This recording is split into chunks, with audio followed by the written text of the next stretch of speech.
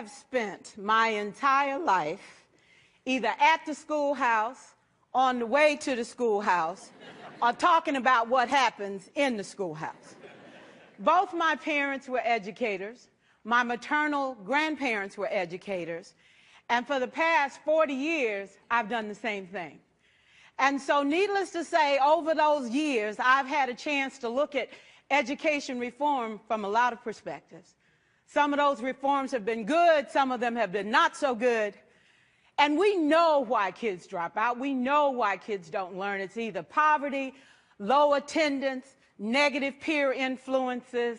We know why. But one of the things that we never discuss, or we rarely discuss, is the value and importance of human connection. Relationships. James Comer says that no significant learning can occur without a significant relationship. George Washington Carver says all learning is understanding relationships. Everyone in this room has been affected by a teacher or an adult. For years, I have watched people teach. I have looked at the best and I've looked at some of the worst.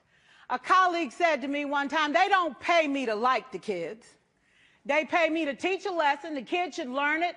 I should teach it. They should learn it. Case closed. Well, I said to her, you know, kids don't learn from people they don't like.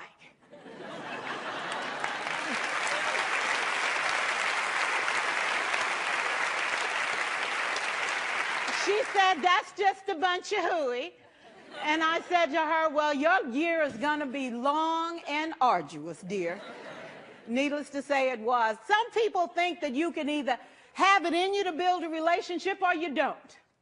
I think Stephen Covey had the right idea. He said you ought to just throw in a few simple things, like seeking first to understand as opposed to being understood. Simple things like apologizing. You ever thought about that? Tell a kid you're sorry, they're in shock.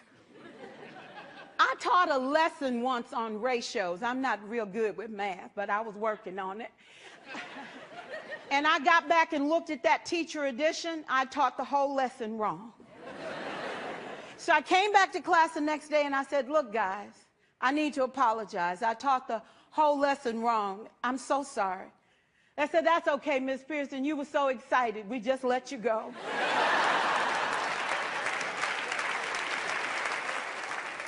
I have had classes that were so low, so academically deficient that I cried.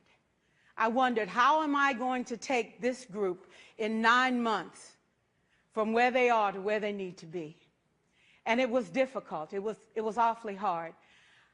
How do I raise the self-esteem of a child and his academic achievement at the same time? One year I came up with a bright idea. I told all my students, you were chosen to be in my class. Because I am the best teacher and you are the best students, they put us all together so we could show everybody else how to do it. One of the students said, really? I said, really? We have to show the other classes how to do it. So when we walk down the hall, people will notice us. So you can't make noise, you just have to strut. And I gave him a saying to say, I am somebody. I was somebody when I came. I'll be a better somebody when I leave. I am powerful and I am strong. I deserve the education that I get here. I have things to do, people to impress, and places to go. And they said, yeah. You say it long enough, it starts to be a part of you. And so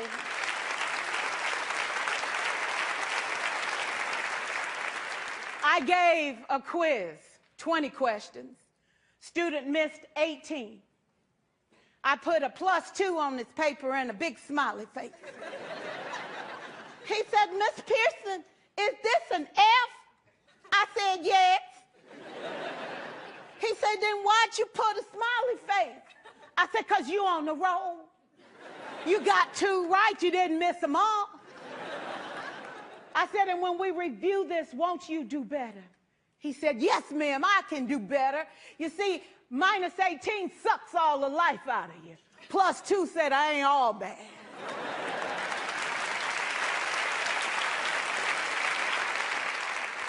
4 years, I watched my mother take the time at recess to review, go on home visits in the afternoon, buy combs and brushes and peanut butter and crackers to put in her desk drawer for kids that needed to eat, and a washcloth and some soap for the kids who didn't smell so good. See, it's hard to teach kids who stink.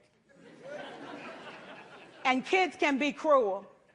And so she kept those things in her desk, and years later, after she retired, I watched some of those same kids come through and say to her, you know, Miss Walker, you made a difference in my life.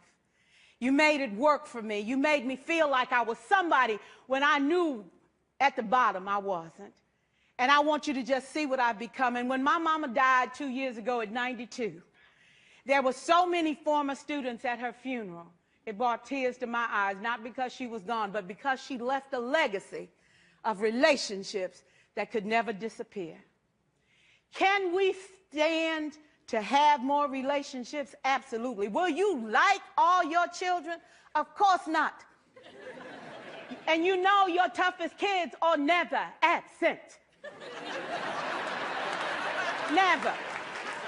You won't like them all, and the tough ones show up for a reason. It's the connection. It's the relationships. And while you won't like them all, the key is they can never, ever know it. So teachers become great actors and great actresses, and we come to work when we don't feel like it, and we listen to policy that doesn't make sense, and we teach anyway. We teach anyway because that's what we do. Teaching and learning should bring joy. How powerful would our world be if we had kids who were not afraid to take risks, who were not afraid to think, and who had a champion? Every child deserves a champion, an adult who will never give up on them, who understands the power of connection and insists that they become the best that they can possibly be. Is this job tough? You betcha. Oh, God, you betcha. But it is not impossible. We can do this. We're educators. We're born to make a difference. Thank you so much.